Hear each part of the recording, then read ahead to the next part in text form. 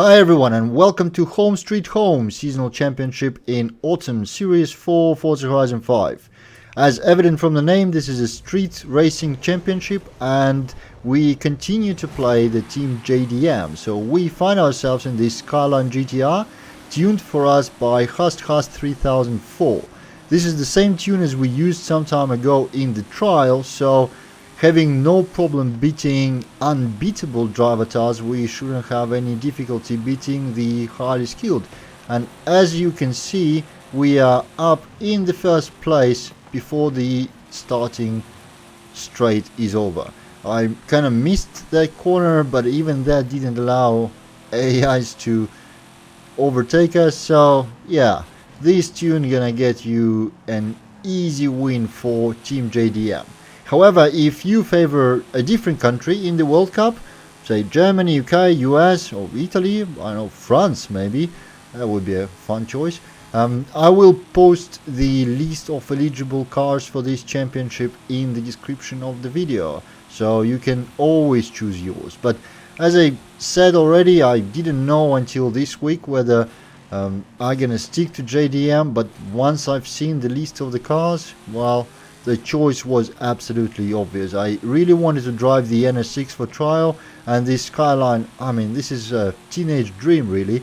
This was the car that that every kid in my neighborhood wanted to have. So, well, obviously we couldn't, but hey, that's a dream car. So this Skyline is showing us what it can do, leaving all the AIs behind. And road and street championships in the seasonal series tend to be the easiest ones. Even though I keep missing some of the turns, but that's fine. They still are easiest ones. Usually the dirt ones are a little bit harder, but also really doable, and the cross country are hardest of all. We'll see if the trend continues. I didn't do those yet. I'm starting with the street, and we are in the first position, 75% into the race, which is good, which is what you expect to be. The paint for this car is done by PTG MFU82.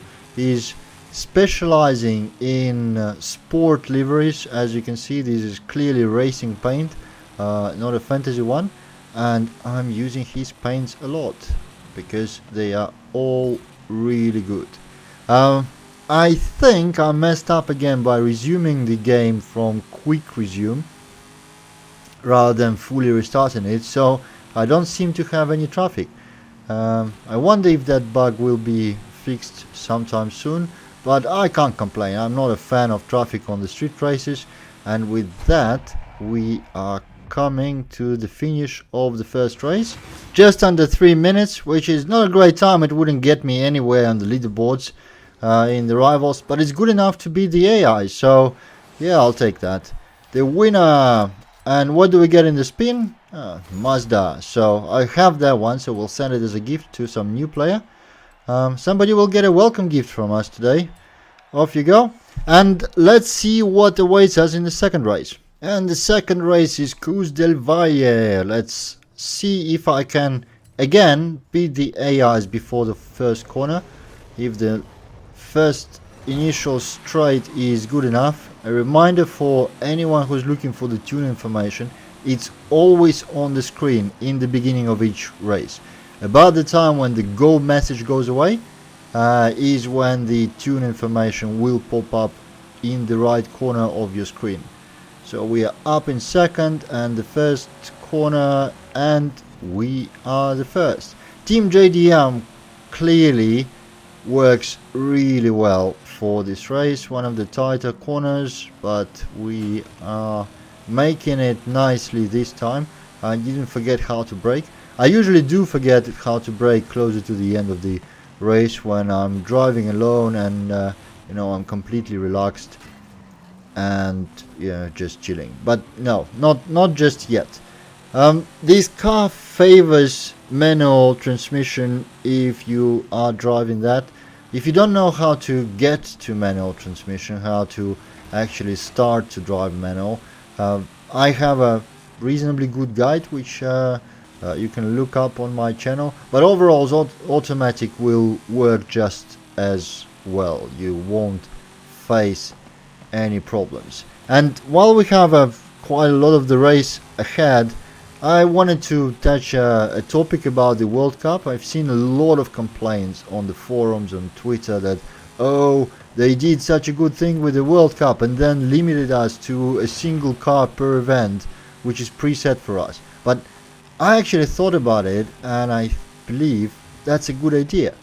Because, you see, now that we have to choose a preset car for each event, which is different all the time, that means over the course of 4 weeks, we're gonna get, well, if we stick with a single country, Japan for example, we're gonna get 16 different cars to drive, which is way more than I would otherwise. If we only been limited to a country, say Japan, right, and we start with C class, then go to B, and then A, and S1, I would probably have a single car for road races and a single car for dirt / cross country, and that's it. And I would drive same two cars, just changing tunes over and over for the whole duration of the series. I'd probably switch to a different country though. You know, I'd probably do 4 different countries in the course of 4 weeks, but still, I believe the way they designed it is actually a great idea, because it gets you to try out multiple cars within the same country instead of sticking to some safe choice. So yeah, after some consideration, I'm for these design choice rather than against it. But yeah, as I mentioned before, you can't really make everyone happy, so whichever way you design it, there'll be somebody complaining. And with that, we are just in time for the finish of our second race, and we passed everyone so early that it almost feels like rivals, like I was driving completely alone.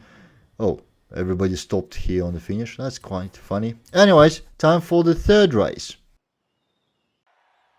So the third race, Granjas de Tapalpa, whatever that means. Every time I see those names, I think, oh, I need to look them up, and I always forget. And my Spanish is not too good. I mean, apart from ordering a couple of beers in the bar, that's all of my Spanish. Hasta la vista, baby. That kind of stuff. So let's see if we can finish the straight in first place, as in 2 previous races.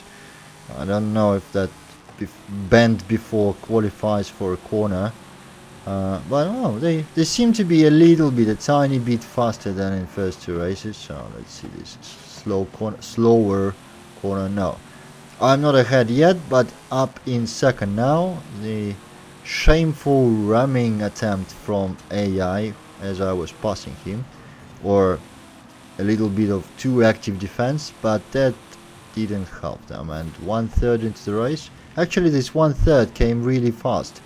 I wonder, this is probably one of the shorter street races, because it feels like it only just began and only took off and it's already finishing.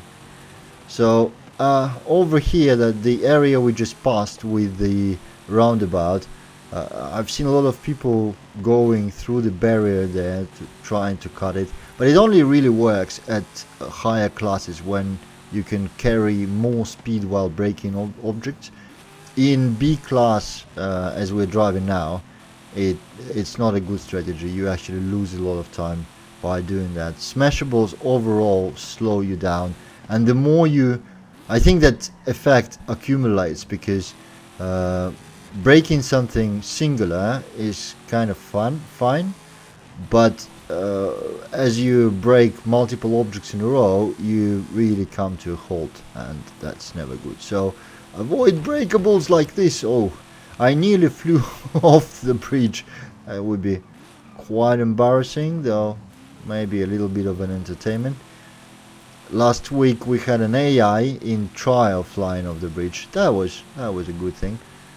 But yeah, okay, so just a quarter of the race to go. There's a really slow corner ahead, the hairpin, and this is the one where a lot of people in any kind of online racing, whether it's open or tour or trial, if it happens on this track, everybody's flying past. It's quite hilarious. Oh, Jesus Christ, I like the bridges today.